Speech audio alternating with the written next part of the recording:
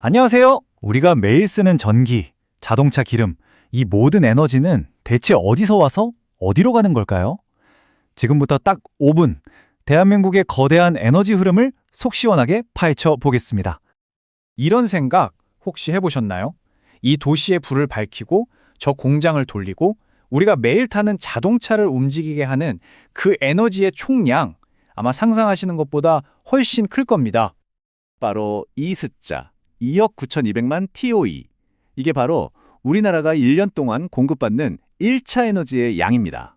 와, 정말 어마어마하죠? 그런데 여기서 토해라는 단위 좀 낯설게 느껴지시죠? 괜찮습니다. 지금부터 이 암호를 같이 한번 풀어볼게요. 자, 첫 번째 파트에서는 이 거대한 숫자와 낯선 용어들, 그 의미를 한번 알아보겠습니다. 에너지의 언어를 함께 배워보시죠. 자, 톤은 석유 환산 톤이라는 말인데요. 이게 왜 필요하냐면 석탄은 킬로그램, 가스는 세제곱미터, 전기는 킬로와트시. 이렇게 단위가 다 다르잖아요. 이걸 만약 전부 석유라면 어떨까 하는 기준으로 하나로 통일시킨 거라고 보시면 돼요. 원유 1톤이 내는 열량이 바로 1토인 거죠. 와, 근데 1톤가 얼마나 큰 건지 아직 감이 잘 안 오신다고요? 자, 이걸로 자동차를 몰면 서울과 부산을 22번이나 왕복할 수 있고요. 한 가정이 무려 3년 넘게 쓸 수 있는 전기의 양이기도 합니다.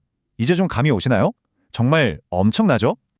에너지는 보통 이렇게 세 단계를 거쳐서 우리에게 옵니다. 먼저 해외에서 들여오거나 직접 만드는 공급 단계가 있고요. 이걸 발전소 같은 곳에서 우리가 쓸 수 있는 전기로 바꾸는 변환 단계를 거쳐서 마지막으로 우리가 실제로 사용하는 소비 단계로 이어지는 거죠. 이 흐름을 기억해 두시면 뒷이야기가 훨씬 쉬워질 거예요. 자, 그럼 이제 시야를 전 세계로 한번 넓혀볼까요? 과연 대한민국은 어느 정도의 에너지 플레이어일까요? 94.8%. 와, 이 숫자가 우리나라 에너지의 현실을 정말 적나라하게 보여주는 수치입니다. 우리가 쓰는 에너지 10개 중에 9개 이상을 외국에서 사온다는 뜻이거든요. 이건 다시 말해서 국제 유가가 오르거나 어디서 전쟁이라도 나면 우리 경제 전체가 휘청할 수 있다는 의미이기도 합니다. 이 표를 한번 보세요.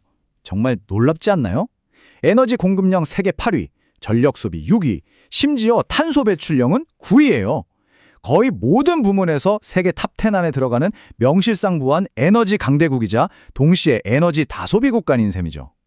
좋습니다. 그럼 지금부터는 우리나라가 구체적으로 어떤 에너지를 또 누가 어떻게 사용하고 있는지 그 속을 한번 제대로 들여다보겠습니다. 네, 우리가 에너지를 진짜 많이 쓰는 나라인 건 이제 알겠어요. 근데 도대체 어떤 종류의 에너지를 이렇게 많이 쓰는 걸까요? 우리의 에너지 식단, 과연 골고루 잘 짜여 있을까요? 결과를 보니까 와, 석유가 거의 절반이네요. 47.4%. 그 뒤를 전력, 석탄, 가스가 따르고 있고요. 여기서 진짜 중요한 건 이 석유, 석탄, 가스를 합친 화석연료 비중이 무려 74%나 된다는 거예요. 우리 에너지 식단이 탄수화물, 그러니까 화석연료에 아주 심하게 편중되어 있는 거죠. 자, 에너지 종류를 봤으니까 이제 진짜 궁금한 게 있죠. 이 어마어마한 에너지를 대체 누가 다 쓰고 있는 걸까요? 정답은 정말 압도적입니다. 바로 산업 부문이에요. 무려 61%에 가깝습니다. 이게 어느 정도냐면요. 우리 일반 가정에서 쓰는 에너지, 또 자동차 몰고 다니는 에너지를 전부 다 합친 것보다도 훨씬 많다는 얘기예요. 이게 바로 대한민국 에너지 소비의 가장 큰 특징입니다. 이게 다른 나라랑 비교해보면 더 확실해져요. 보세요. 일본이나 독일도 우리처럼 제조업 강국이잖아요. 그런데도 우리나라의 제조업 에너지 소비 비중이 월등히 높죠. 이게 다 우리나라 산업 구조가 철강이나 석유화학처럼 에너지를 많이 잡아먹는 업종 위주이기 때문이에요. 여기서 핵심 단어가 바로 이 동조화, 커플링 현상입니다. 이게 뭐냐면요. 다른 선진국들은 경제가 성장해도 에너지 소비는 오히려 줄어드는 그런 탈동조화 단계에 들어섰거든요. 근데 우리는 아쉽게도 아직 GDP가 오르면 에너지 소비도 같이 쭉쭉 늘어나는 이 연결고리를 끊어내지 못하고 있는 거죠. 자, 이제 마지막 장입니다. 우리가 지금까지 살펴본 이 모든 데이터들, 이게 왜 그렇게 중요한지 지금부터 기후위기라는 더 큰 그림 안에서 한번 짚어보겠습니다. 바로 이 그래프가 모든 걸 설명해 줍니다. 우리나라 전체 온실가스 배출량의 무려 87%. 이게 전부 에너지 부문에서 나온다는 거예요. 그러니까 기후위기 문제를 풀려면 다른 게 아니라 바로 이 에너지 문제를 잡아야 한다는 거죠. 둘은 떼려야 뗄 수가 없어요. 결론은 아주 명확합니다. 탄소 배출을 제로로 만드는 탄소 중립, 이걸 달성하려면요. 지금의 화석연료 중심, 산업 중심의 에너지 시스템을 뿌리부터 근본적으로 바꾸는 대전환이 꼭 필요하다는 겁니다.